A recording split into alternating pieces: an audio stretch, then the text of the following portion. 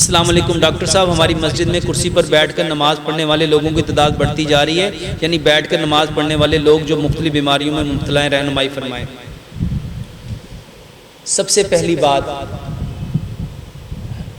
ماشاءاللہ آپ لوگ اہل علم ہیں، میں آپ لوگوں کی طرح عالم نہیں ہوں۔ پورے قرآن و حدیث میں کہیں پہ بھی کرسی پہ بیٹھ کے نماز پڑھنے کا حکم نہیں ہے، یا کھڑے ہو کے نماز پڑھنے کا حکم ہے، یا بیٹھ کے نماز پڑھنے کا حکم ہے، یا لیٹ کے نماز پڑھنے کا حکم ہے، یا اشاروں سے۔ یہ کرسی کہاں سے آ گئی؟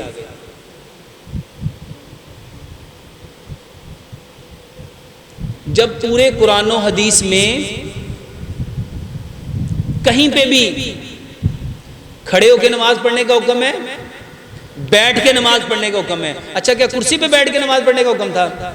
کیا نبی صلی اللہ علیہ وآلہ وسلم کے لیے جب آپ کی طبیعت خراب ہوئی تھی، جب دو صحابی آپ کو پکڑ کے شانوں سے لائے پاؤں زمین پہ گھسٹ رہے تھے، کیا آپ کے لیے کرسی نہیں آ سکتی تھی؟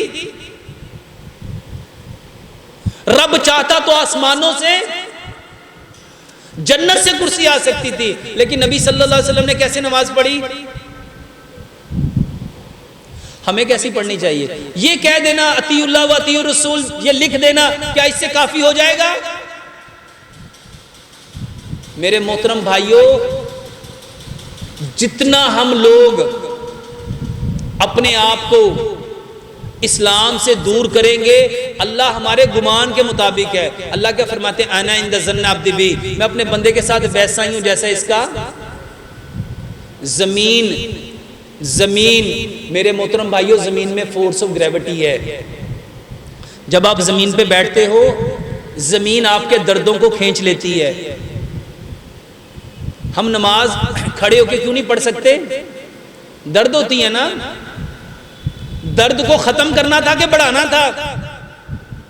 اچھا، جس نے اس کو کھینچنا تھا وہاں تو تم گئے نہیں، وہاں تو تم بیٹھے نہیں۔ کبھی جانوروں کو دیکھو، جانور جب تھک جاتے ہیں، تھکن سے چور ہو جاتے ہیں، تو کیا کرتے ہیں؟ زمین پہ کبھی ادھر لیٹتے ہیں، کبھی ادھر لیٹتے ہیں۔ وہ کیوں لیٹتے ہیں؟ میرے محترم بھائیوں، وہ اس لیے لیٹتے ہیں کہ ان کی درد جو فورس آف گریوٹی ہے وہ اس کو کیا کرے؟ کشِ ثقل اس کو کیا کرے؟ اس کو کھینچ لے۔ تو میرے محترم بھائیوں، آپ کی دردوں کو ختم کرنا ہے کہ بڑھانا ہے؟ خدا را نبی کے طریقے پہ آؤ۔